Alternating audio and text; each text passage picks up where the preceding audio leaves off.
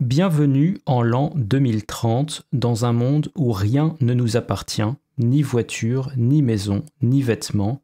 Cela peut vous sembler étrange, mais c'est parfaitement logique pour nous dans cette ville. Tout ce que vous considériez comme un produit est aujourd'hui devenu un service. Nous avons accès au transport, au logement, à la nourriture et à tout ce dont nous avons besoin pour vivre. Une à une, toutes ces choses sont devenues gratuites, alors nous n'avons plus grand intérêt à posséder beaucoup.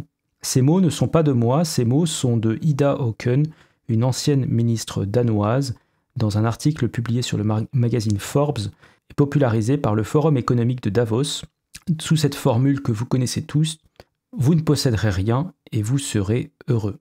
Face à ce futur prophétisé avec des accents dystopiques, je me suis dit qu'il serait intéressant de proposer une matière à réflexion pour mieux comprendre pourquoi ce monde pourrait peut-être réellement exister un jour, et aussi donner des clés à ceux qui voudraient s'en saisir pour y échapper et pour créer à leur échelle une alternative à ce monde angoissant et froid. Ce livre, c'est L'État servile que j'ai fait traduire sous le titre de « Vous ne posséderez rien », écrit par Hilaire Belloc en 1912 et qui a été traduit par mon comparse des éditions Carmin, Radu Stoenescu. Radu, bonjour. Bonjour Moss. Tu vas être avec moi pour parler de ce livre. Et peut-être pour commencer, parler en quelques mots de pourquoi on a voulu à deux traduire ce livre. Moi, j'ai donné un petit peu ma vision des choses déjà, peut-être en parlant du programme davosien pour nous tous. Est-ce que tu avais, toi, une autre perspective sur cet ouvrage ? Oui, je pense qu'il y a une certaine urgence à comprendre pourquoi des gens haut placés, en toute innocence et en toute naïveté, nous proposent un futur asservissant et aliénant, avec un toupet absolument incroyable quand même, parce que la propriété, c'est quand même, je pense, pour beaucoup d'entre nous, la base de la liberté. Et donc, et la liberté est quand même la base du bonheur, je pense. Et c'est parce que tout cet enchaînement logique semble être mis à mal par ces propositions enthousiasmées, mais totalement délirantes, à mon sens, que je trouvais utile de proposer ce livre inédit à nos lecteurs, à tous ceux qui nous ont suivis déjà depuis quelque temps avec Scheller, avec Chesterton, d'autant que justement c'est le livre d'un acolyte de Chesterton. Chester Belloc était même une sorte de bête mythique, selon le mot de Bernard Shaw, parce que c'était des amis inséparables et des compagnons de beuverie d'ailleurs, et des écrivains majeurs du début du XXe siècle en Angleterre. Donc ce livre, il est inédit, j'insiste là-dessus, et il est totalement actuel. C'est pour ça que nous le proposons à nos lecteurs, parce qu'il permet de les armer, comme j'espère que nous l'avons fait avec Scheller et Chesterton, en tout cas de les armer contre ce futur asservissant. Il va les armer comment ? D'une part, en leur permettant de mieux comprendre comment et pourquoi certains individus haut placés souhaitent mettre en place ce nouvel esclavage, et de comprendre que cela vient de loin, puisque c'est ce recul historique, étant donné la date de parution initiale de ce livre. Nous avons un recul historique pour comprendre la pertinence de ce livre. C'est là où il y a l'intérêt en fait de ce décalage. Du coup, peut-être pour qui est ce livre ? Moi, je vais te donner ma vision des choses. Je vois ce livre pour des gens qui ont compris quand même qu'il y avait des grandes évolutions dans la société qui était en train de se mettre en place. Alors on a cité la logique économique du forum de Davos, mais je pense qu'il y a à côté de ça tout un tas de faisceaux d'indices en fait. Il y a tout un tas de problèmes qui se sont créés, peut-être une ubérisation du monde du travail par certains aspects. De l'autre côté, une surtaxation des petits indépendants, etc. Une dépossession des propriétaires typiquement immobiliers, je pense à tout ce qui est de l'ordre des contraintes écologiques en matière de DPE énergétique, des choses comme ça, qui en fait pèsent vraiment quand même sur des propriétaires, parce que on va dire qu'au minimum, elles réduisent leur capacité à louer, à engranger des revenus à partir de leurs biens, ce qui est la prémisse d'une attaque sur la propriété immobilière en soi, et peut-être des problématiques ou des thématiques qui sont un peu plus éloignées, ou en tout cas un peu moins claires pour l'instant. Ça pourrait être l'identité numérique, ça pourrait être les problématiques de crypto-monnaie, de banque centrale. Enfin, il y a tout le crédit social. Le crédit social dont on parle beaucoup, les passes quelque chose. Alors, on a eu le pass Covid pendant la période du Covid, mais ça pourrait être aussi le pass écologique, ça pourrait être, on peut imaginer toute une sorte de galaxie de passes divers et variés en fonction des impératifs du moment. Et donc, dans ce monde de plus en plus centralisé, nous, à notre échelle, centralisé plutôt à Bruxelles, au siège de l'Union européenne, de moins en moins, peut-être même en France d'ailleurs, et de plus en plus algorithmique et numérisé, eh ben, il y a une sorte de sentiment d'écrasement, de dépossession et d'incapacité à lutter contre la machine immense qui nous surplombe. Et plutôt que de m'adresser à des gens qui seraient peut-être déjà soit partie prenante de ce monde qui va advenir, peut-être, j'espère pas à titre personnel, mais des gens qui seraient activement en train de travailler à la mise en place d'une crypto de banque centrale ou des choses comme ça. Et plutôt que de s'adresser à des gens qui sont résignés et qui se disent que finalement tout ça va devenir qu'ils le veuillent ou non, nous on a envie d'être du côté des petits résistants, de ceux qui veulent prendre le maquis, de ceux qui veulent s'évader, de ceux qui veulent échapper à la plantation, puisque nous parlons d'esclavage. Et quelque part, c'est un peu moi le sens que je trouve à republier ce texte, c'est de donner des clés de compréhension, une grille de lecture, et peut-être des options pratiques pour envisager un monde qui serait alternatif à cette espèce d'esclavage centralisé. Oui, je te rejoins là-dessus. Je compléterai par... Enfin, c'est un petit livre extraordinaire, celui que nous proposons à notre communauté, parce que il n'est pas très épais, il n'est pas très modeste non plus, c'est pas une brochure, ce n'est pas un pamphlet, c'est un livre de fond. Cependant, il a cette vertu, de par sa complexité, à mon avis, de pouvoir réunir différentes luttes qui sont un peu éparses, entre ceux qui sont à la fois, par exemple, qui veulent avoir une vie plutôt minimaliste et réduire leurs coûts, ceux qui essayent de vivre un petit peu de leur talent et de monter des petites entreprises et d'avoir différents revenus autonomes, ceux qui sont contre la taxation, tu as évoqué, toutes ces petites luttes en fait qui semblent très dispersées, à vrai dire, trouve un dénominateur commun avec Belloc, qui est la défense de la petite propriété. Et c'est ça la vertu principale de ce livre, c'est que ce n'est ni une apologie écervelée du capitalisme, ni un pamphlet socialiste contre la propriété, mais c'est un livre nuancé, et on manque de nuances dans les débats actuels. Et c'est un livre nuancé et à cause grâce à cette vertu, un livre extrêmement pertinent. Donc c'est un livre qui s'adresse effectivement à tous ceux qui concrètement essayent de comprendre comment ils pourraient tirer leur épingle du jeu et maintenir des conditions concrètes d'une autonomie ou d'une indépendance bien pratique.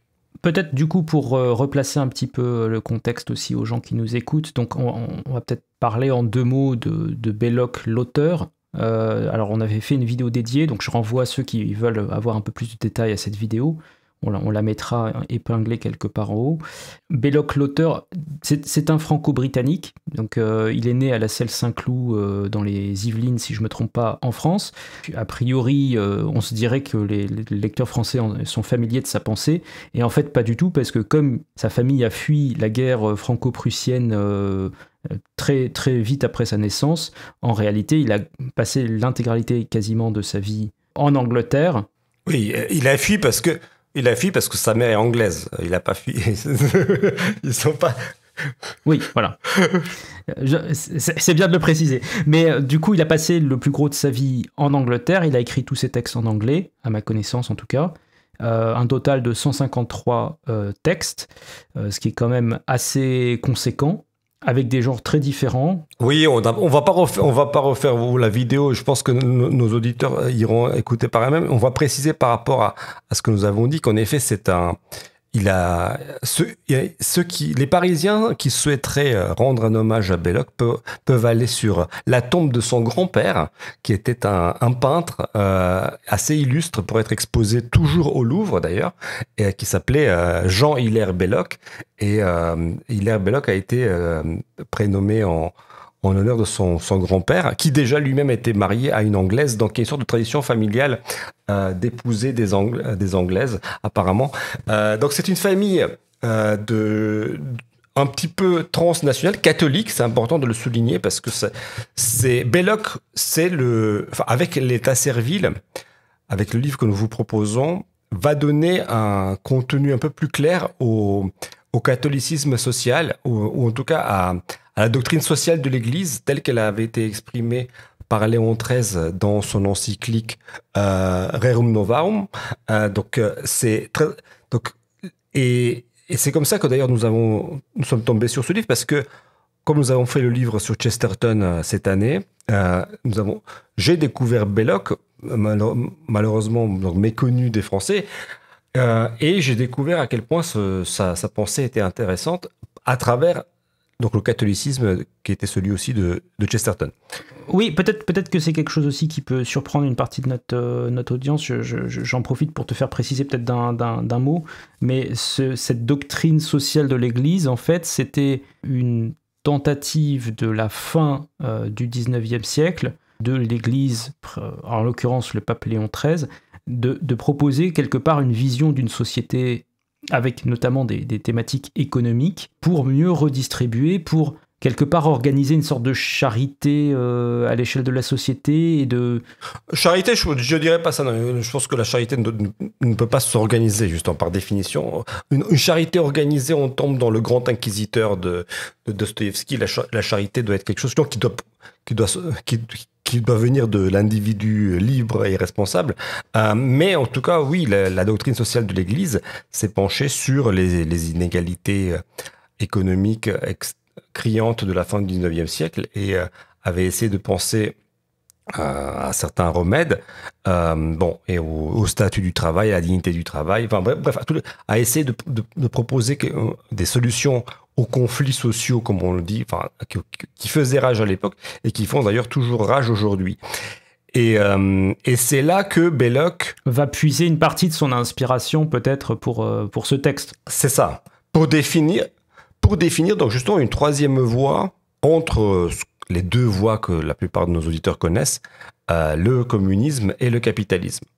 Et c'est là aussi l'originalité de ce texte, voilà. Donc toi, qu'est-ce qui t'a frappé en le lisant, en fait, l'État servile ? Moi, ce qui m'a frappé et ce qui m'a plu, c'est aussi en fait, cette observation, pour le coup, moi je dirais intemporelle, du fait que dans une société, à un instant T, il y a des gens qui décident de comment ils emploient leur temps et des gens qui ne le décident pas. Et donc cette espèce de ligne de fracture fait la différence entre ceux qui sont un peu aux commandes de ce qui se passe et ceux qui sont esclaves de ce qui se passe.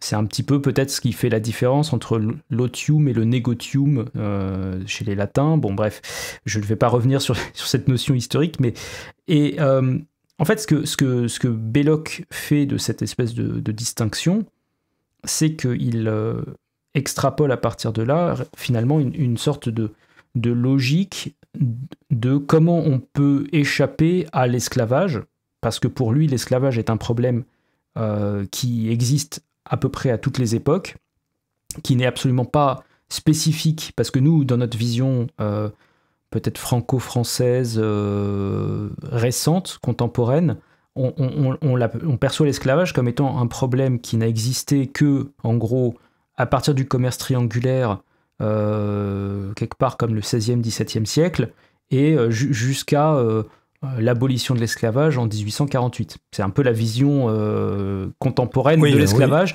et le tout en ayant en plus une petite connotation de xénophobie, de racisme, de tout ce qu'on peut imaginer, qui pourrait justifier qu'il y ait une sorte de hiérarchie entre les peuplades et que certaines peuplades soient légitimes à être dans un rôle servile tandis que d'autres non, etc. Et en fait, cette échelle de temps est très courte et ne correspond absolument pas à la réalité de l'esclavage, parce que l'esclavage, ça existait déjà chez les Grecs, chez les Latins. Il y a toujours eu une tradition en fait de la servilité à des degrés, avec des comportements plus ou moins bons envers les esclaves. Je veux dire, il y a des esclaves qui ont eu des vies relativement paisibles. Je pense que chez les Grecs, on pourrait parler peut-être de mémoire. Ésope a été esclave, et ça ne l'a pas empêché d'être auteur. Épictète, c'était un esclave aussi. Épictète, voilà. Donc il y a quelques personnages quand même qui ont pu exister malgré un statut d'esclave. Même Platon a été vendu en esclavage. Oui, mais voilà. En tout cas, il y a eu une tradition d'esclaves qui est persistante dans l'histoire. En fait, aujourd'hui, on a l'impression, peut-être à tort, parce qu'on a décrété l'abolition de l'esclavage, justement du fameux commerce triangulaire, que nous ne pourrions jamais être esclaves. Et c'est cette question-là à laquelle Belloc donne un tour à la fois neuf et rafraîchissant, en disant qu'en fait, non, nous pourrions suspecter que nous serions nous-mêmes des esclaves, au moins dans une certaine mesure, et à la lumière des projets du Forum économique de Davos, d'une certaine partie des élites capitalistes, etc., on peut se poser légitimement cette question de est-ce que nous sommes amenés un jour à être esclaves, et si oui, comment le reconnaître, comment le savoir, et que faire ? Et voilà, et c'est ça que j'ai trouvé intéressant dans ce texte. Et donc, je ne sais pas comment tu veux, toi, définir l'esclavage. Enfin, peut-être préciser un petit peu les termes tels qu'ils sont employés par Belloc dans son texte. Oui, je pense que j'irai beaucoup plus loin que toi. Je pense que la fraîcheur dont tu parles chez Belloc, elle est aussi dans le fait qu'il fait prendre conscience que beaucoup de gens sont déjà esclaves, à vrai dire. Même si le terme n'est pas employé de juré, mais de facto, en fait, à partir du moment où tu es contraint de travailler. Et d'ailleurs, je signale qu'on vient de passer une loi qui contraint les allocataires du RSA à accomplir 15 heures de travail hebdomadaire. Et ça, si c'est pas de l'esclavage, vous allez me dire ce que c'est. Mais en tout cas, on peut ne pas employer le terme, mais si ça se trouve, dans la réalité, c'est à peu près la même chose. Quand vous ne pouvez pas vous soustraire à une certaine contrainte, sous peine de mourir de faim, en fait, c'est que vous êtes en fait dans un état de servilité. Belloc repart de cette idée extrêmement simple que c'est la misère qui fait l'esclave. Point. Et ça, c'est une vérité intemporelle, effectivement, que ce soit dans l'Antiquité grecque, latine, égyptienne, africaine ou n'importe quelle société du passé. Ce n'était pas une question de race. C'est une vision gauchiste, antiraciste qui ramène tous les problèmes à des problèmes ethniques. L'esclavage n'était pas une institution ethnique, c'était une institution basée sur un statut économique. Tu ne pouvais plus payer tes dettes, tu pouvais te vendre comme esclave. Tu étais capturé à la guerre, tu étais un butin de guerre. Pendant des siècles, il y a eu des razzias en Méditerranée opérées notamment à partir du nid de pirates d'Alger, qui réduisaient en esclavage des Blancs, on pourrait dire aujourd'hui, et qui étaient amenés comme butin de guerre, notamment à partir de la Corse, etc. Donc, c'était pas une question d'ethnie, c'était une question de force sociale. Et parfois, des esclaves, d'ailleurs, pouvaient racheter leur propre liberté. Il y avait des esclaves qui pouvaient, et même économiser, de cette façon, mettre de l'argent de côté et se racheter. Et ils devenaient des individus libres, ensuite, dans la société latine, grecque de l'époque, sans qu'il y ait une sorte de discrimination raciale envers eux. Donc voilà, il y a une part importante de rappel historique dans le livre de Belloc qui est, à mon avis, aussi, qui ouvre des horizons à ceux qui sont obnubilés par la question ethnique. Ça, c'est vraiment très rafraîchissant. Et l'aspect intemporel dont tu parles, oui, il est très important. L'aspect intemporel, oui, à partir du moment où vous êtes contraint à métro, boulot, dodo, pour le dire à la parisienne, et vous êtes contraint, de travailler, de se subir des ordres humiliants toute la journée, etc. Et où que vous alliez, ça va être à peu près la même chose. C'est ça le problème. C'est-à-dire, c'est pas le problème que vous ayez vous n'êtes pas attaché à un maître, Mais quelque part, le statut de salarié, est-ce que ce n'est pas finalement un statut un peu plus flexible, mais finalement d'esclave? C'est une question ouverte. C'est un peu la question que pose Belloc. Et je rappellerai pour nos auditeurs que salarié, ça vient de sel. Et le salaire, c'était le salaire justement donné aux esclaves dans l'Antiquité.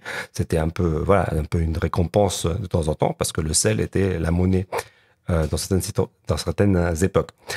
Peut-être on en reparlera d'ailleurs de cette histoire de salariat versus esclavage quand on parlera peut-être un peu brièvement des annexes qu'on a rajoutées au livre lui-même, parce qu'il y en a une qui est un peu liée à cette thématique-là. Peut-être pour avancer dans notre discussion, donc ok, on a expliqué ce que c'était que la servilité, ce que c'était que potentiellement l'esclavage. Et si je me souviens bien, dans le texte de Belloc, il y a un long passage historique, notamment pour expliquer qu'au Moyen-Âge, en réalité, il y avait une sorte de société, alors peut-être un peu primitive par certains aspects, très agricole, etc., où chacun cultivait son petit lopin de terre, et il s'est mis en place progressivement une société capitaliste et éventuellement esclavagisante, et je me demandais... peut-être est-ce qu'on peut dire un mot de comment ça s'est mis en place? Alors moi, si je me souviens bien, c'est la réforme qui est pointée du doigt. Tu veux expliquer aux gens comment ce processus s'est déroulé, on va dire? Une des thèses très intéressantes de Belloc dans son livre, c'est Belloc étant historien, d'accord, formé à Oxford, on le rappelle, c'est pas quand il parle de l'histoire, il ne parle pas quand même en amateur.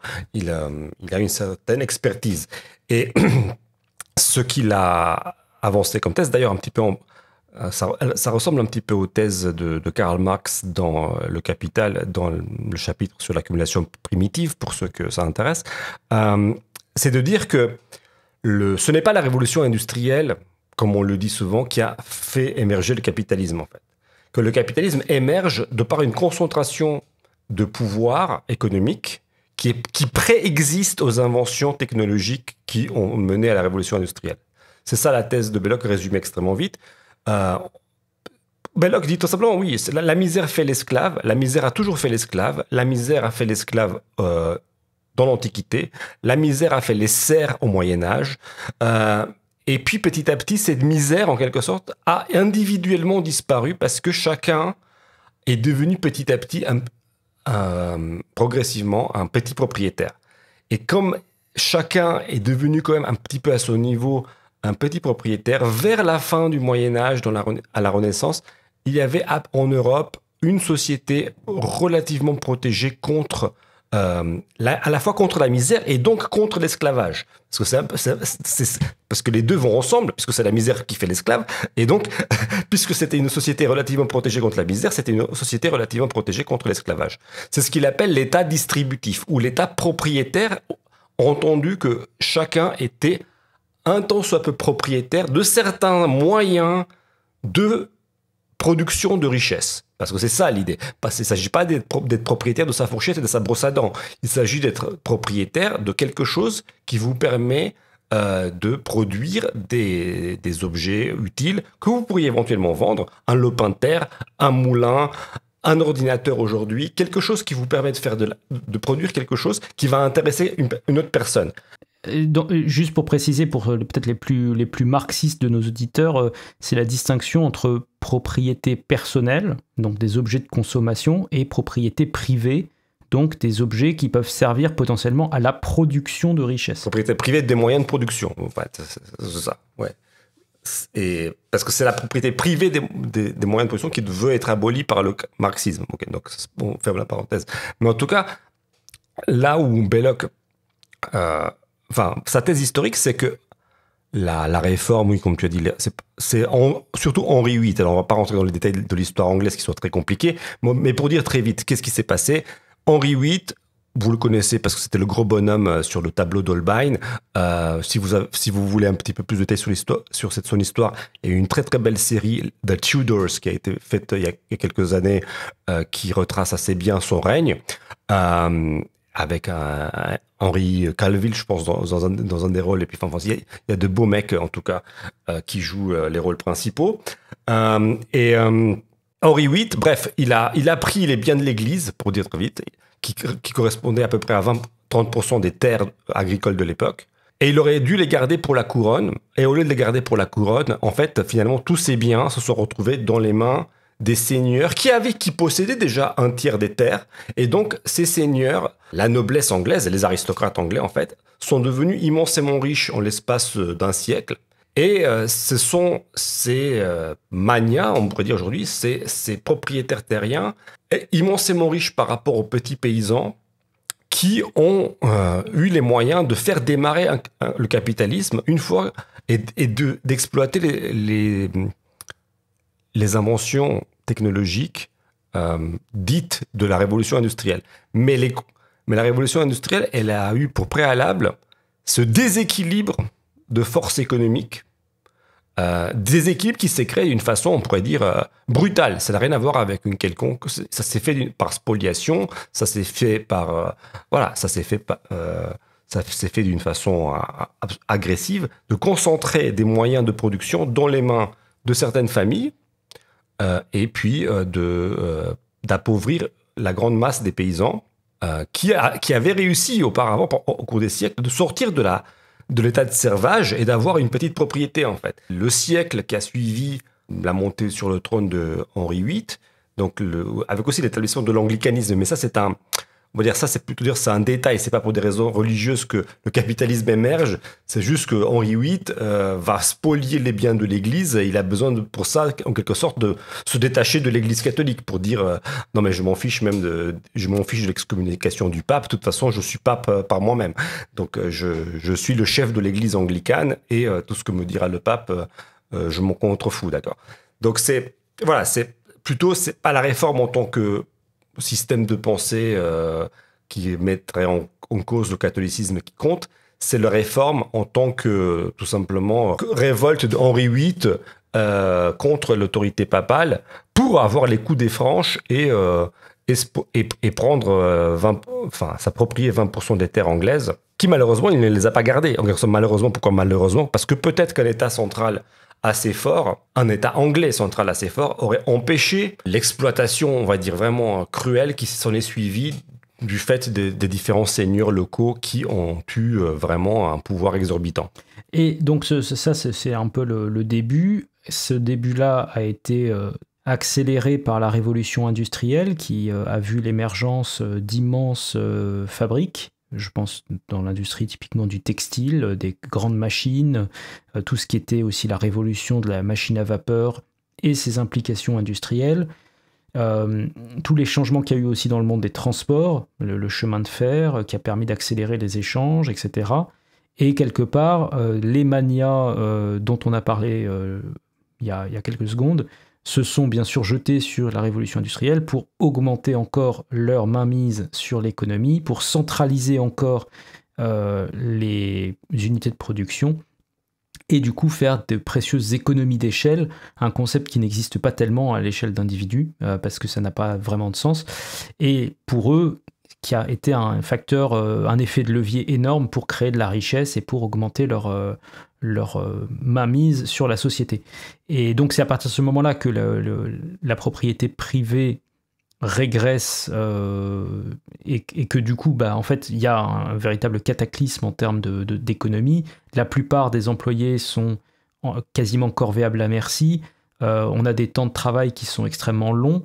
De mémoire, il a fallu attendre un certain temps pour qu'on passe des lois pour limiter à d'abord 14 heures par jour, je crois, et puis ensuite progressivement on est redescendu vers 10 heures par jour ou quelque chose comme ça. Oui, même interdire le travail des femmes et des enfants, tout ce qui est présenté et qui sont réellement des avancées sociales, on ne dirait pas le contraire, mais ce sont des avancées sociales à partir d'un état de régression humaine et sociétale telle que, bien sûr, quand tu passes de 14 heures à 10 heures, tu te dis que c'était un progrès. Oui, mais on oublie comment on était arrivé à bosser 14 heures par jour.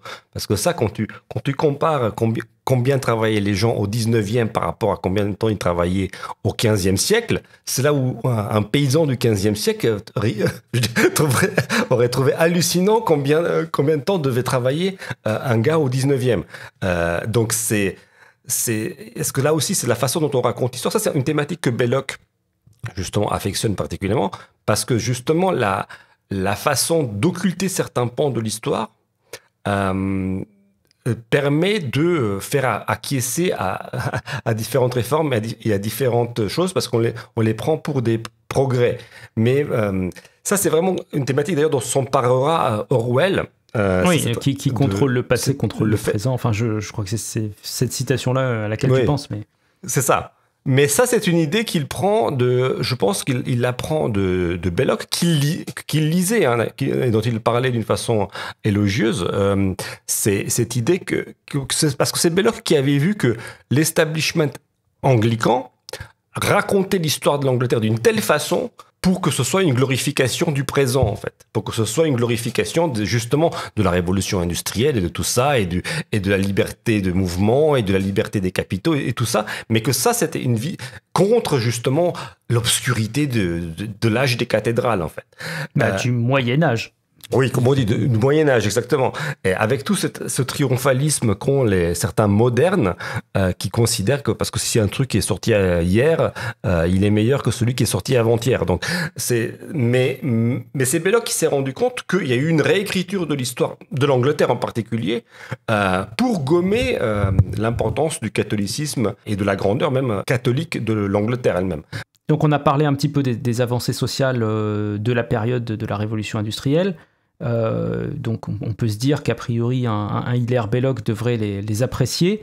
Or, en pratique, dans son texte, lui, il voit plutôt des prémices d'un renforcement de la situation quasi esclavagisée de ses contemporains. Comment tu expliques cet apparent paradoxe, en fait? Est-ce qu'un salaire minimum, c'est pas quand même quelque chose de bien? Pourquoi est-ce qu'il faudrait s'en inquiéter? C'est une histoire de définition. Pour lui, l'esclave, c'est justement celui qui troque sa liberté contre une certaine sécurité. D'accord? Donc, c'est surtout ça. Un esclave, c'est quelqu'un qui passe sous la protection de quelqu'un de plus fort que lui, qui a un intérêt à le maintenir en vie, et il le maintient en vie. En fait, il faut bien comprendre que les horreurs du 19e siècle, dont parle Germinal, dont parle il y a tous les romans sur l'époque, et les marxistes aussi, tous ces... En fait, c'est pas un état d'esclavagisme. Pour Belloc, c'est un état, en quelque sorte, de tellement de grand chaos, d'un chaos, justement, dû à la liberté de tous, mais une liberté sans propriété, c'est chaotique. Des gens que l'on dit, vous êtes libre. Libre quoi? De mourir de faim, en fait. Oui, ce sont les horreurs du 19e. Certaines, et aussi les profits obscènes du 19e aussi. Et ce que dit Belloc, c'est que les gens vont accepter, à la place du chaos, comme les gens ont toujours accepté de tout temps, ils vont accepter d'aliéner une partie de leur liberté pour avoir plus de sécurité. C'est tout ce qu'il dit.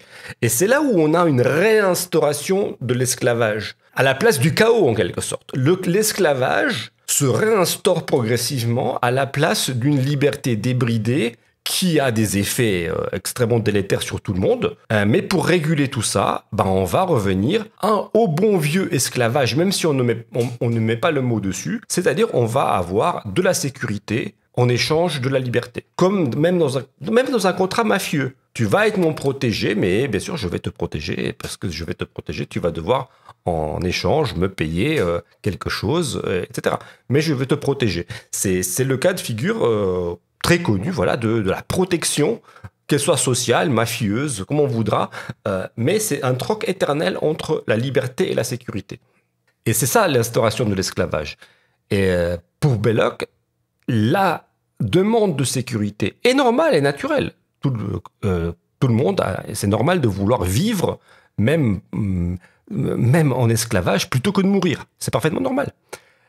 Donc les demandes de protection sociale sont tout à fait compréhensibles. Tout ce qu'il souligne, c'est que l'État va mettre en place, il va donner la sécurité sociale, et il parle des assurances sociales qui sont mises en place l'année même où il écrit l'état servile, un peu en réaction à ça, et il dit, oui, très bien, mais tout ce qu'il dit, c'est, comprenez ce que vous faites.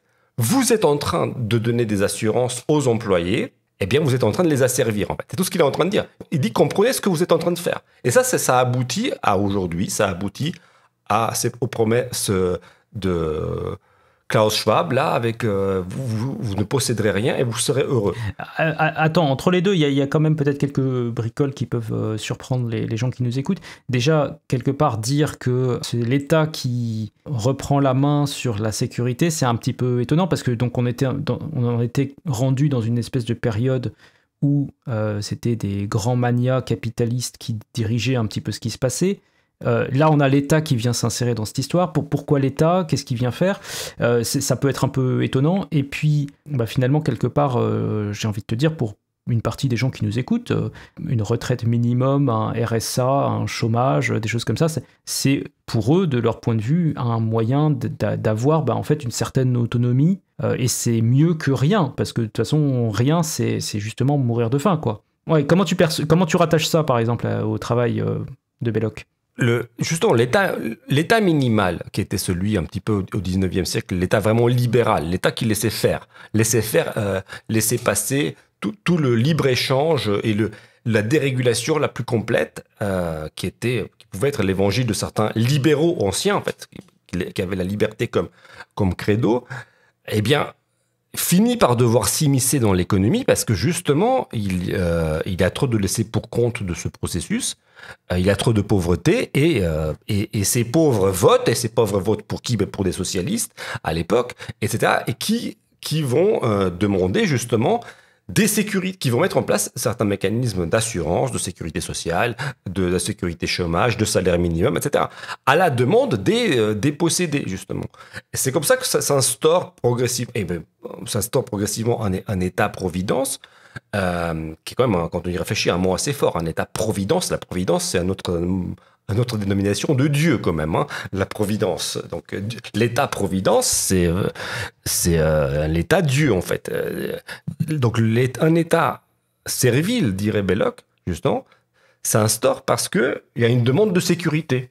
Et donc, les masses, qui ont quand même le droit, une certaine liberté politique, vont voter pour des personnes qui vont leur promettre certaines garanties, justement, contre la misère, et une certaine redistribution des richesses, etc. Et c'est ce qui se met en place en 1912, petit à petit. Ce sont les premières lois dites sociales qui mènent à l'État-providence en Grande-Bretagne, et qui aboutissent à l'état d'aujourd'hui où on a... Enfin, c'est là où les gens qui l'ont mis ça en place n'ont pas compris qu'ils allaient mettre le doigt dans un engrenage qui aboutirait à des taxations de 50% pour tout le monde aujourd'hui en France, d'accord? C'est-à-dire que là, c'est ce qu'ils n'avaient pas compris à l'époque, c'est que oui, l'État va s'impliquer pour proposer des garanties à tout le monde, on va taxer les employeurs, on va taxer les employés, on va mettre tout ça ensemble, on va redistribuer pour assurer contre les vicissitudes de la vie. Bon, alors, bien sûr, c'est-à-dire voir le prix de sa sécurité, parce que c'est là où c'est intéressant. Le prix de sa sécurité est quand même très élevé, parce que non, je te laisse détailler ça, mais...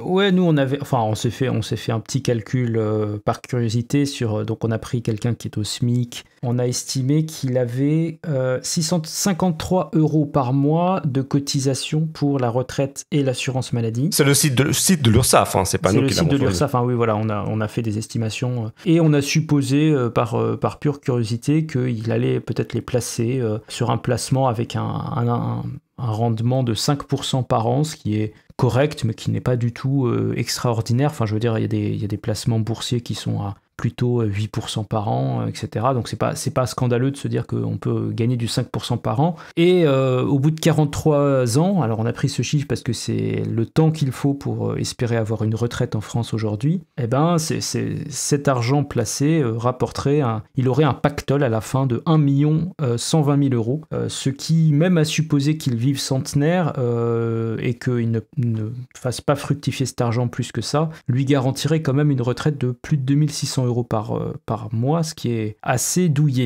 3 fois plus que le minimum vieillesse. Oui, bon, bien sûr, c'est un calcul qui ne prend pas en compte les aléas de la vie, des tas de choses, mais c'est juste pour donner une idée de combien coûte cette sécurité, en fait. La sécurité de l'emploi, elle coûte très très cher. Oui, en fait, quelque part, tous les cadeaux distribués par l'État sont payés avec des intérêts plus tard, quoi. Tout de suite, il y a une sécurité qui donne envie, mais sur du long terme, on voit bien les problèmes que ça peut représenter en termes de, typiquement, de capacité d'épargne, etc. Enfin, quand on dit que des jeunes vont pas pouvoir mettre de côté 650 € par mois, ça commence à faire beaucoup. Enfin, et là, on parle de quelqu'un qui est au SMIC. Donc, je vous laisse imaginer que c'est beaucoup plus quand on est un peu au-dessus du SMIC. Aujourd'hui, nous vivons, malheureusement, des événements tragiques en France et je trouve ça très significatif que lorsque la sécurité, justement, n'est plus assurée, c'est là où, tout à coup, le public se rend compte qu'il paye très cher tout cela, en fait.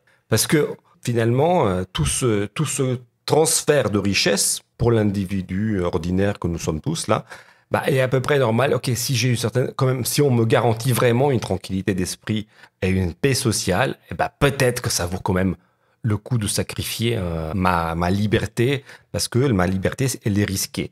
Quand des événements tragiques font qu'on se sent plus en sécurité, c'est là, à mon avis, où on sent que le coût payé est peut-être trop élevé.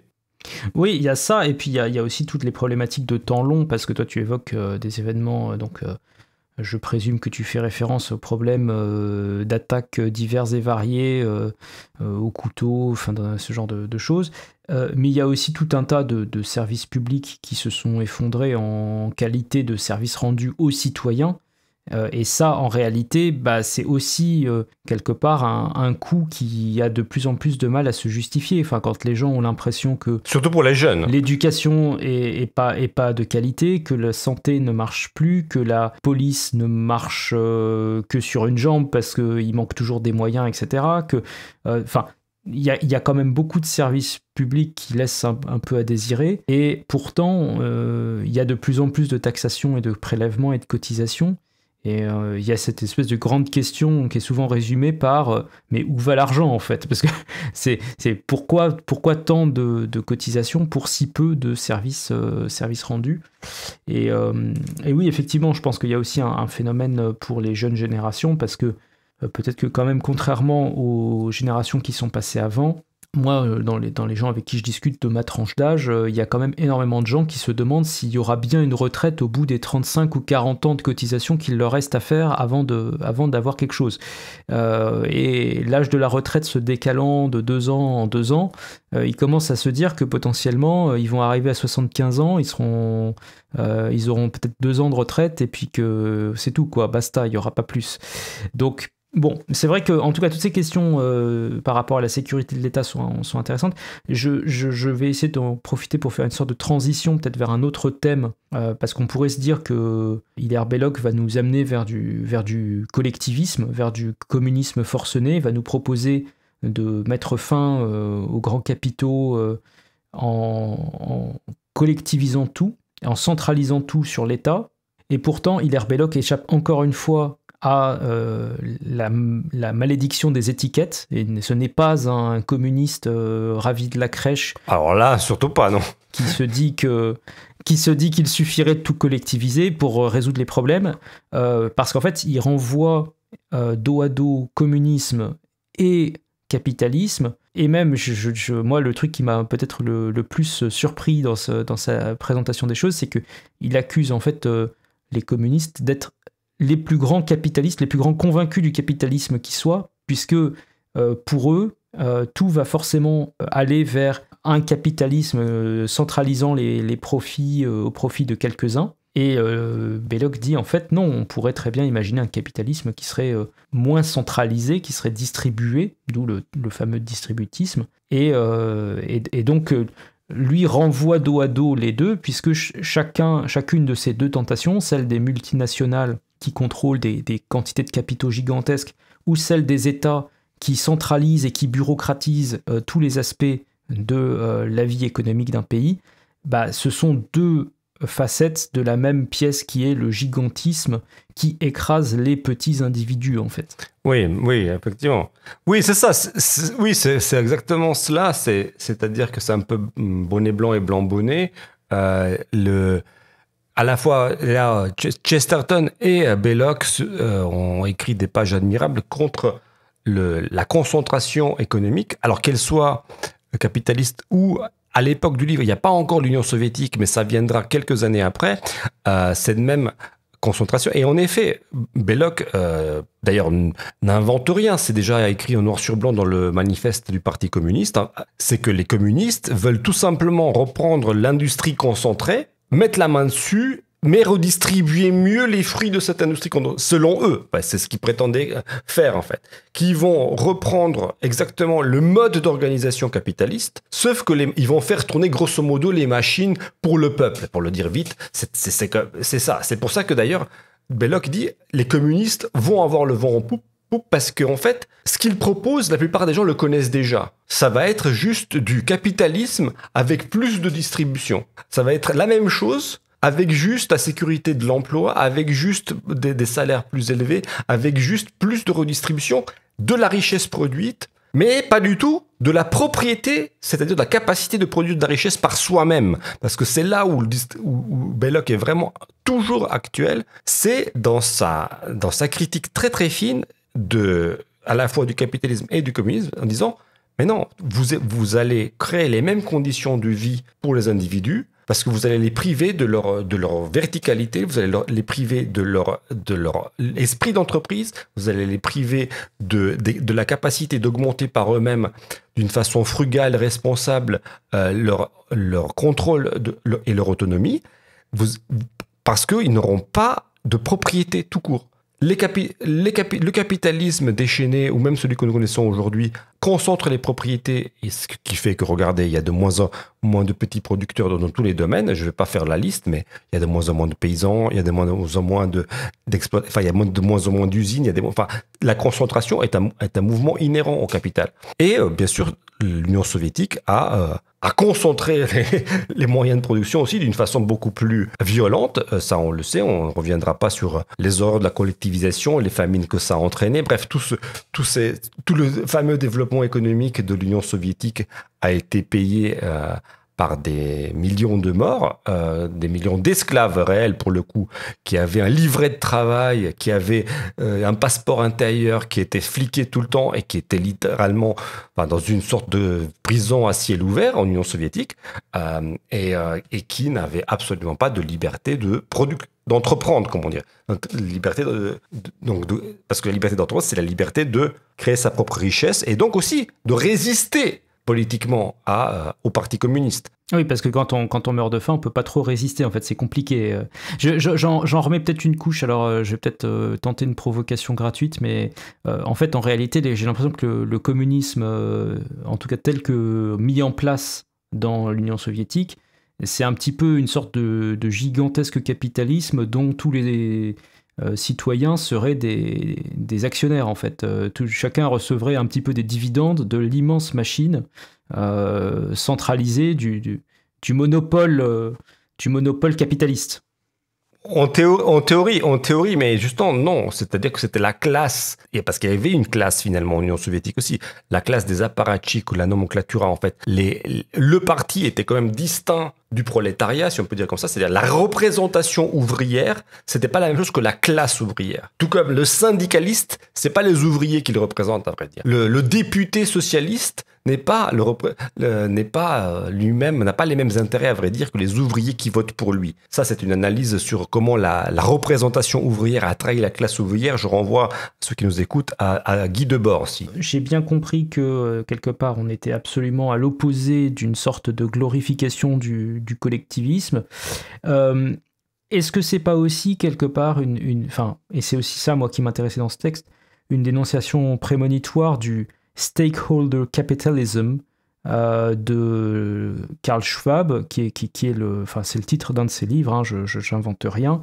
Je vous y renvoie d'ailleurs si vous souhaitez. C'est absolument pas complotiste ou quoi que ce soit, hein, je veux dire, c'est quelque chose qui existe. Dans la vision du Forum économique de Davos, c'est finalement toutes les entreprises ont une responsabilité sociale, etc., en plus de la dimension économique. Et donc on sent assez vite que, quelque part, on pourrait aller vers un État d'autant plus servile, ou en tout cas d'autant plus totalitaire, que convergent dans la même structure capitaliste les intérêts économiques, les intérêts sociaux, les intérêts écologiques, les intérêts... en fait, sur tous les aspects de la vie quotidienne des gens. Et on peut se demander si, au fond, c'est pas aussi une sorte de communisme de marché 2.0, en fait, cette histoire de stakeholder capitalism. Il y a un déplacement de la responsabilité, en effet, avec le stakeholder capitalism. C'est que les employés, finalement, sont réduits à un statut inférieur à celui des employeurs. Et pour des raisons, finalement, d'assurance, en fait. De qui peut payer les dommages et intérêts, en fait. C'est pour ça que, par exemple, et je l'évoque dans ma préface, maintenant, on fait de la prévention contre les harcèlements sexistes au travail, et l'employeur est obligé de le faire, tout simplement pour se prémunir contre d'éventuels procès qui lui seraient faits par certains employés, qui ne pourraient pas se retourner contre d'autres employés qui les auraient harcelés, mais parce que ces autres employés ne sont pas solvables, aussi bien que l'employeur. Mais vous voyez que du point de vue philosophique profond, c'est une façon de traiter les employés comme des individus qui ont une responsabilité moindre. C'est une façon de les infantiliser, d'accord, de les traiter comme tout simplement de grands enfants qui ne sont pas bien élevés et dont le patron se comporte comme une sorte de papa de substitution qu'il prend sur lui la charge de bien éduquer, et il est contraint aujourd'hui par la loi en France de le faire sous peine d'avoir des amendes et des problèmes, au cas où, justement, il ne prendrait pas l'initiative de faire la propagande auprès de ses employés. Au cas où il y aurait un procès, il devrait payer des dommages et intérêts à l'employé qui aurait été lésé, parce que cet employé ne peut pas se tourner contre l'autre employé. Donc vous voyez que finalement, le fait d'être employé crée une sorte de statut de facto inférieur à celui de l'employeur, parce que finalement, l'employeur se voit investi de responsabilités différentes. Et même dans des cas de figure, on pourrait dire que ça pourrait être le cas pour la pollution, ça serait logique en fonction de ce qu'il fait concrètement. Mais là, c'est même pas ça. C'est par rapport à des choses qui relèveraient de la vie privée, pour autant que ces termes aient encore un sens aujourd'hui, de la vie privée. Mais et donc voilà, là on est effectivement dans une dérive infantilisante qui, de facto, postule des degrés de responsabilité totalement distincts entre des individus. C'est même plus le fait qu'il y a une personnalité morale qui est l'entreprise, une personne morale, comme on dit en droit, par rapport à des personnes physiques. Non, là, la donne, elle est totalement différente. Et donc, contre ces dérives potentielles, la solution que propose Hilaire Belloc, on a déjà mentionné le terme quelques fois, c'est le distributisme, donc c'est la distribution des moyens de production. Précisons, pour ceux qui nous écoutent, contrairement à l'idée collectiviste qui consiste à distribuer les richesses produites par toute la machinerie industrielle, là, l'idée, c'est de partager entre les individus la capacité à produire. Donc, au lieu de partager les recettes de l'usine à gâteaux, on partage la capacité de fabriquer des gâteaux. Et donc, cette solution, lui, prétend qu'elle a existé dans le Moyen-Âge, on en a déjà largement parlé, donc on ne va pas y revenir, et quelque part, lui, la présente comme une solution de résistance à un État centralisé, à des multinationales qui centralisent les capitaux et la capacité de production. Est-ce que tu vois, toi, Radu, dans cette proposition, quelque chose qui a encore un sens pour aujourd'hui? Est-ce que c'est quelque chose qui est de plus que jamais d'actualité? Comment tu... Oui, je pense que ça dépend du degré d'amour que l'on a pour l'autonomie, la responsabilité et l'indépendance. Je veux dire, ça c'est vraiment une question justement de conscience. C'est là où le distributivisme ou le distributisme, ça a été traduit des deux façons, qui est peut-être un peu une traduction malheureuse, parce que Belloc vise une société de petits propriétaires. Il faut bien comprendre que pour lui, le garde-fou contre la misère individuelle et aussi contre l'esclavage, c'est une certaine richesse modérée de chacun. C'est ça le garde-fou contre une société finalement impériale avec de grands géants qui sont servis par des armées d'employés, d'accord. Il y a deux visions qui s'affrontent. Si vous voulez, c'est un peu comme dans Tolkien. On a les petits propriétaires de la comté. Et puis, il y a les grandes armées du Mordor. Vous voyez, des grandes masses d'esclaves qui déferlent contre une petite société, finalement, où chacun a sa petite hutte, sa petite femme, son petit jardin, et il vit dans la joie et la bonne humeur, etc. C'est un peu ça. C'est schématiquement...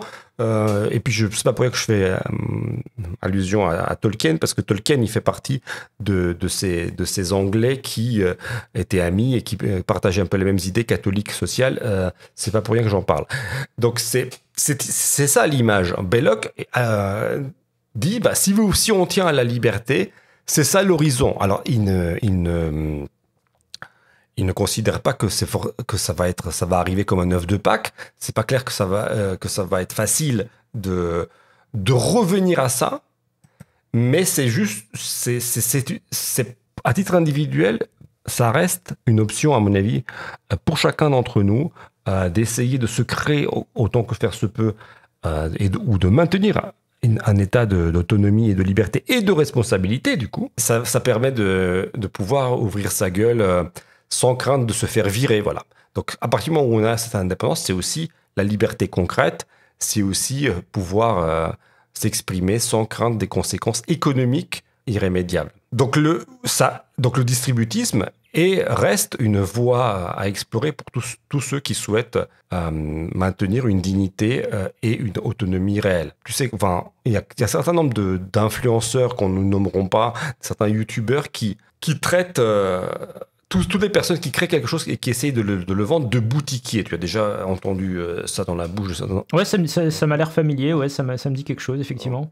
Et notamment, ça vient de la part de certains influenceurs, youtubeurs qui sont eux-mêmes stipendiés par l'État, c'est-à-dire qu'ils sont justement fonctionnaires la plupart du temps et qui ne se sont jamais posé le problème de vendre des produits et de ne pas de se vendre eux-mêmes. Parce que je trouve ça extrêmement drôle que ce soit des gens qui se sont vendus eux-mêmes, parce qu'être fonctionnaire, c'est être vendu. On oublie qu'être fonctionnaire, c'est quand même une dérivation de l'armée quand même. Les fonctionnaires, c'est quand même des gens qui sont censés justement avoir un devoir de réserve et obéir, etc. parce que c'est calqué sur l'armée.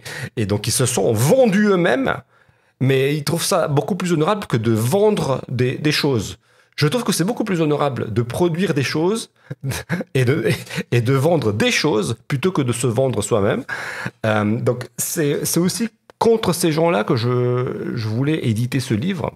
Après, bon, tu sais très bien d'où ça vient. Une partie de la critique qu'ils font provient aussi du fait que dans les produits qui sont vendus, tous ne sont pas de très grande qualité. Mais ça c'est certain. Mais voilà. Mais ça c'est valable même pour les fromages qu'ils achètent chez leur fromager du coin. C'est valable pour n'importe qui. Les produits sont de différentes qualités, c'est certain.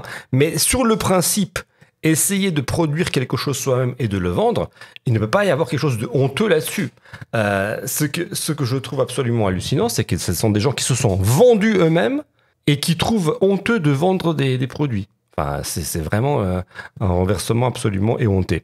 Donc peut-être pour revenir un petit peu sur le propos du livre, donc il y a cette crainte d'une sorte de machine gigantesque qui broie tout, etc. Ça fait quand même un peu écho peut-être à la problématique, ce que Olivier Rey appelait la question de la taille, dans son livre Une question de taille, qui est en fait la problématique de l'échelle des choses en fait, et que dans certains systèmes on peut avoir une échelle qui est compatible d'une certaine dignité humaine, et peut-être que justement les systèmes trop gros sont incompatibles de cette dignité ou incompatible de liberté individuelle. Sans aller jusque dans le fond du propos d'Olivier Rey, de mémoire, il mentionnait que, par exemple, l'échelle démocratique grecque, c'était typiquement quelques milliers de personnes, et que peut-être le système de la démocratie à la grecque se cassait la figure dès qu'on essayait d'avoir des échelles beaucoup plus vastes, des millions de personnes, des dizaines de millions de personnes. Et pareil pour les villes qui sont normalement à taille suffisamment humaine pour qu'on puisse connaître des gens, alors que des grandes mégalopoles comme Paris, comme la plupart des capitales européennes, en fait, sont trop vastes pour que les gens puissent se retrouver ou avoir des connaissances dans leur entourage urbain, on va dire. Belloc est un précurseur en fait de toute une réflexion qui traverse des auteurs comme Olivier, qui lui-même reprend les idées à Léopold Kohr, Léopold Kohr qui a eu un disciple qui a écrit un livre qui s'appelait « Small is Beautiful », qui est très important. Léopold Kohr, si vous voulez aller plus loin, vous pouvez aller vous procurer « L'effondrement des puissances » qui a été réédité et chez nos amis des éditions RN, avec justement une préface d'Olivier. C'est, oui, la question de la taille de toute chose, que ce soit la taille de la maison, la taille d'une ville, la taille d'un État.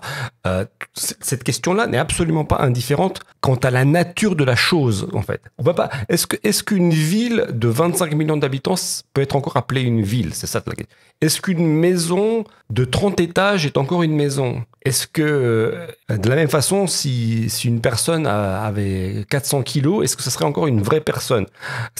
Toutes ces questions-là de la taille ne sont pas du tout indifférentes quant à la nature de la chose elle-même. C'est vraiment dans cette lignée-là que se place aussi Belloc. Bon, c'est des thématiques explorées aussi par Ivan Illich, le mouvement de la décroissance.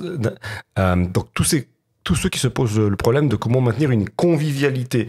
Une autre thématique d'Ivan Illich, la convivialité, c'est le titre d'un de ses livres, n'est-ce pas? Oui, c'est-à-dire que c'est l'idée d'avoir justement des outils qui permettent de maintenir une convivialité, des outils qui soient à taille humaine, qui permettent à la fois d'utiliser encore mieux des fonctions humaines plutôt que de les aligner. Alors typiquement, un exemple d'outil convivial, c'est un vélo par rapport à une voiture en fait. Le vélo potentialise et développe les capacités physiques humaines, tandis qu'une voiture atrophie et rend inutile ou rend au stade d'appendice à peu près, qui appuie sur des boutons, les membres qui devraient nous servir à la locomotion. Voilà, pour te donner un exemple très connu d'Ivan Illich. Il y a aussi la lignée de Hayek. J'allais te dire, il y a aussi un autre personnage dont peut-être nos auditeurs sont familiers, c'est Friedrich Hayek, parce que lui a écrit un ouvrage intitulé « La route de la servitude ». Et c'est vrai qu'au moins, en termes de titre, on peut se poser des questions sur la proximité entre l'état servile et la route vers la servitude. Il y a quand même des choses en commun. Alors, c'était le best-seller de Hayek, en effet, de 1944, et qui cite d'ailleurs élogieusement Belloc. Et il partage le même diagnostic sur le fait que l'État-providence finira par aliéner les libertés concrète individuelle du citoyen. Donc ça, c'est sur le diagnostic qui sont à peu près d'accord que la disparition et la taxation en particulier aboutiront à la disparition des libertés, à l'asservissement. La différence, c'est que Hayek va être un promoteur vraiment du libéralisme, du néolibéralisme, donc quelque part, c'est-à-dire qu'il va tirer dans le sens d'un retour, en quelque sorte, au 19e siècle, un peu un retour au chaos d'avant l'État-providence, on peut dire, d'avant l'État servile peut-être, mais non pas du tout vers l'État stable et relativement harmonieux qu'envisage Belloc, qui est celui d'un État de petits propriétaires. Hayek va ferrailler beaucoup contre la taxation. À mon sens, il est moins complet dans sa vision d'un monde pacifié que Belloc. De mémoire, il y a peut-être un peu moins de critique du gigantisme capitaliste, en fait, chez Hayek. Enfin, il me semble que c'est autant une opposition au communisme que chez Belloc, mais il n'y a pas l'espèce de pendant. Et d'ailleurs, c'est ça qui souvent attire un peu des critiques, si je me souviens bien, chez les séides du marxisme qu'on peut voir chez les créateurs. C'est typiquement ce côté...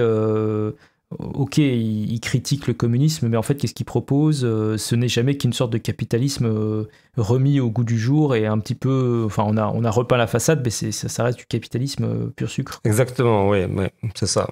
Ce qui engendre toujours une sorte de légère suspicion d'ailleurs sur cette notion de la troisième voie, parce que beaucoup de gens ont comme connaissance de la troisième voie que l'œuvre de Hayek, qui justement pourrait être soupçonnée de ne pas être si troisième que ça, quoi.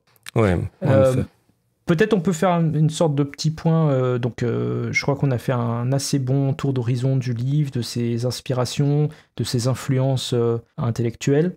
Peut-être faire un petit point sur l'édition telle qu'on l'a faite. Toi, tu as fait une préface assez longue en début. Il y a le texte de Belloc, qui est une traduction inédite donc, de cet ouvrage, L'État servile. Et on a aussi, donc, bon, comme d'habitude, on a mis quelques notes, mais on a aussi et surtout rajouté des annexes. Et dans les annexes, donc, il y a plusieurs textes. Il y a un texte de Chesterton en particulier, tiré de The Outline of Sanity. Il y a aussi des textes qui datent de l'époque d'Adam Smith. Enfin, c'est Adam Smith lui-même dont on a repris un passage parce qu'il est assez éclairant pour comprendre la notion de servilité, etc.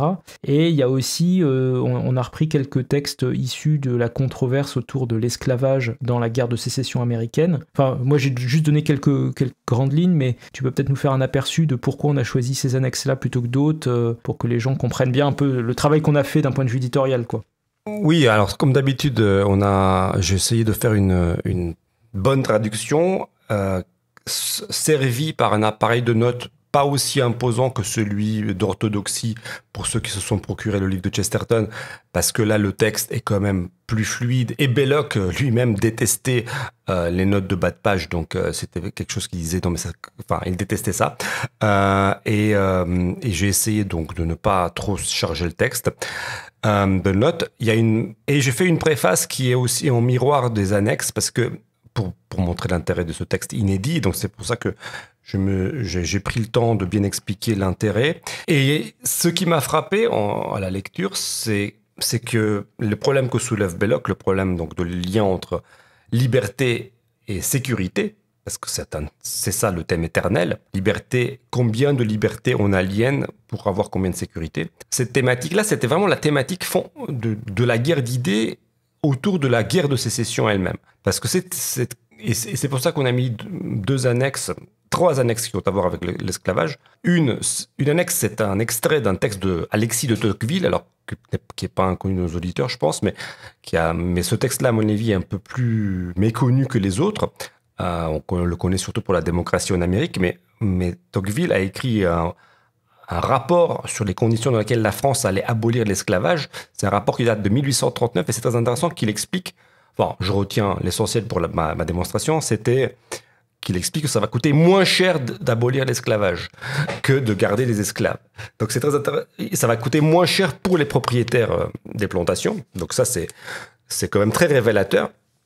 Parce que Tocqueville ne se pose pas la question, ok, ça va coûter moins cher, ce qui veut dire que les esclaves, finalement, vont tomber quand même dans une misère peut-être plus grande que celle qu'ils connaissaient en tant qu'esclaves. Parce que ça, c'était l'argument justement des marxistes, et c'était aussi l'argument, là j'ai trouvé des choses vraiment inédites, de gars qui avaient défendu l'esclavage dans le sud des États-Unis sur cette base, en disant que finalement, les gars du Nord sont des hypocrites, soi-disant ils se battent pour la liberté, machin truc, mais en fait, tout ce qu'ils veulent, c'est avoir des esclaves à moindre prix, qui seront juste des salariés, etc. Parce qu'ils ne veulent pas faire leur travail de protection, justement, de ces gens, et ils veulent tout simplement les embaucher 8 heures par jour, et après, sans laver les mains de ce qu'ils font, etc., c'est plus leur problème. Et ça, c'est l'argumentaire d'un gars du Sud que j'ai absolument inconnu en France, mais dont j'ai retrouvé les livres réédités par Harvard. C'est pas un truc marginal. C'est vraiment, ça fait partie du patrimoine américain.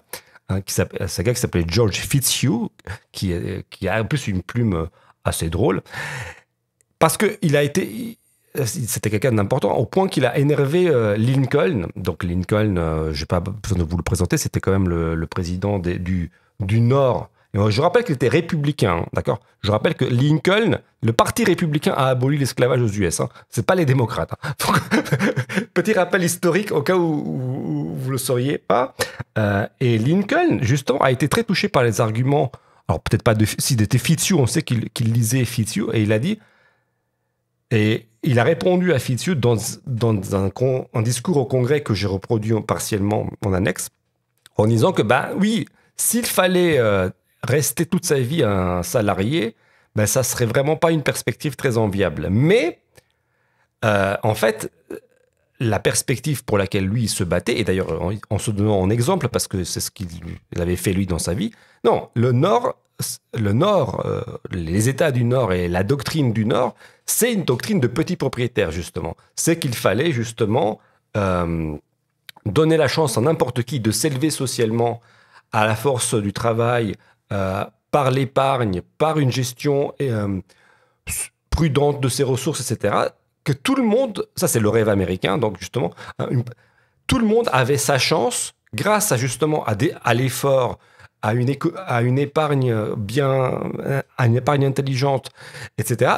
Tout le monde avait sa chance de s'élever d'un état de salarié à un état de petit propriétaire, justement. Pour Lincoln, je trouvais ça extrêmement important.